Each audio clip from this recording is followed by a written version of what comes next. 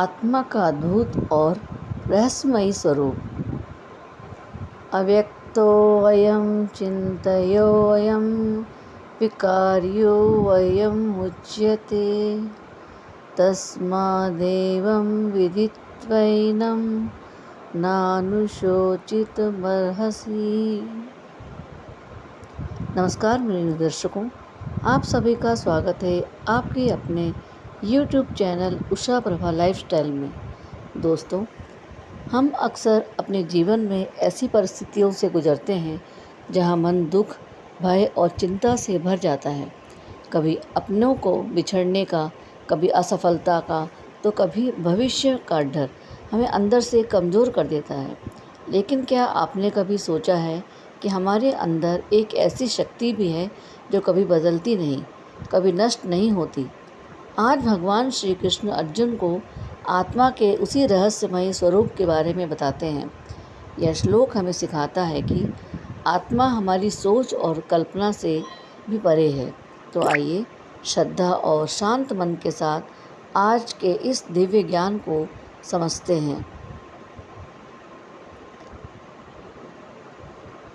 अव्यक्तोऽयं चिन्तयोऽयं विकार्योऽयं मुच्यते तस्मादेवं विदित्वैनं नानुशोचितुमर्हसि।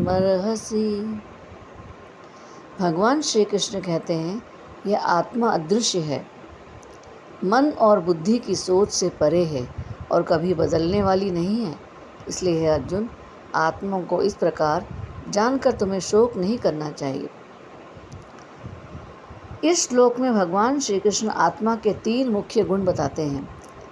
आत्मा अव्यक्त है, आत्मा अचिंत्य है, आत्मा अविकार है। अर्थात आत्मा को देखा नहीं जा सकता, पूरी तरह समझा नहीं जा सकता और उसमें कभी परिवर्तन नहीं होता। दोस्तों, आत्मा अव्यक्त है, इसका अर्थ होता है जो दिखाई न दे। हम शरीर को देख सकते हैं लेकिन आत्मा को आँखों से नहीं देख सकते, फिर भी आत्मा हमारे भीतर मौजूद है। जैसे हवाएं दिखाई नहीं देती लेकिन महसूस होती है, वैसे ही आत्मा भी अनुभव की जा सकती है। आत्मा अचिंत्य है। अचिंत्य का अर्थ होता है जिसे मन पूरी तरह समझ ना सके। मनुष्य की बुद्धि सीमित है लेकिन आत्मा दिव्य और अनंत है। इसे केवल अनुभव किया जा सकता है।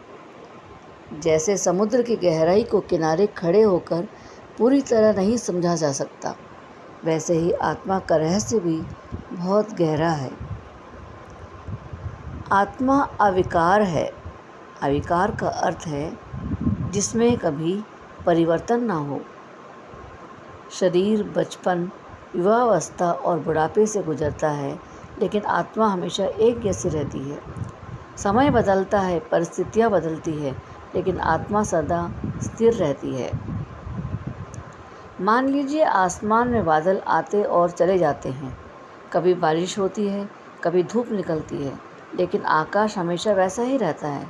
उसी प्रकार जीवन में सुख दुख आते जाते रहते हैं, लेकिन आत्मा हमेशा शांत और स्थिर रहती है।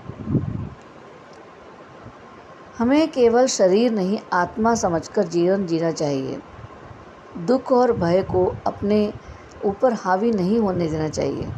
परिस्थितियाँ चाहे कैसे भी हो, आत्मा हमेशा मजबूत रहती है। सच्ची शांति आत्मा को पहचानने से मिलती है। आज लोग छोटी छोटी बातों से तनाव में आ जाते हैं। कभी लोग दूसरों की बातों से टूट जाते हैं तो कभी अपने के दुख से खो जाते हैं। लेकिन यह श्लोक हमें सिखाता है कि हमारी असली शक्ति अंदर मौजूद आत्मा है। जब इंसान आत्मा के इस सत्य को समझ लेता है, तब उसका डर और चिंता धीरे धीरे समाप्त होने लगती है। आत्मा कभी बदलती नहीं है।